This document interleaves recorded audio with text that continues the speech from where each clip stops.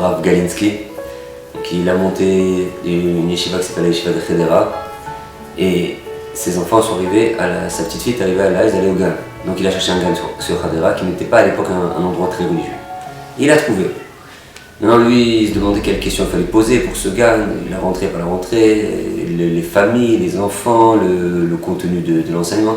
Donc il a été voir le Gadol Hador, le grand de la génération de l'époque, qui s'appelait le Chazon Ish. Alors Chazon Ish lui a posé une question très surprenante. Il lui a dit quelles sont les images qu'il y a sur les murs. Alors il a réfléchi comme ça, il n'avait même pas fait attention. Il a réfléchi, je crois qu'il y a des images de petits animaux comme ça sur le mur. Alors le Chazon Ish lui a dit comme ça.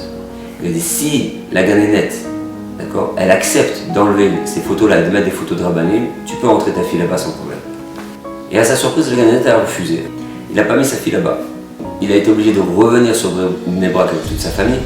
Ça a provoqué qu'il était obligé de partir le dimanche matin et de revenir que le vendredi après-midi à la maison. Donc il quittait sa famille toute la semaine pour s'occuper des Bachourim. Et pendant de nombreuses années.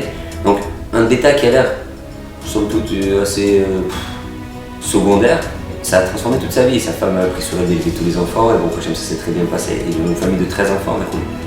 Un enfant, ce qui l'influence le plus, c'est ce qu'il voit.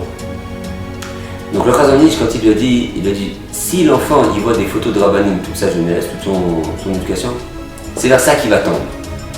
Et il y a le contraire aussi. Alors de là on déduit aussi dans notre maison. Il y a ce que tu dis, il y a ce qu'on voudrait faire paraître aux enfants, il y a ce qu'on leur montre. S'il y a une grande bibliothèque à la maison, il voit qu'il y a des livres de Torah. Ça fait un effet sur l'enfant qui s'appelle passif. C'est-à-dire que ça l'influence sans qu'il ait besoin de parler. Et cette influence-là, elle se grave en lui. À tel point que le Chazon Ish, il a demandé à son élève, il a quelque part obligé à déménager pour que l'enfant n'ait pas de mauvaise image devant lui. Donc il faut savoir qu'il y a ce qu'on appelle une éducation passive. C'est à quoi moi j'accorde de l'importance.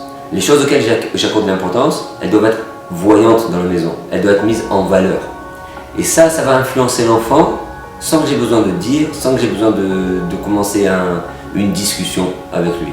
On perd beaucoup de temps à essayer d'éduquer, à dire des choses et à pas les montrer. Et la force de l'image, elle est plus forte.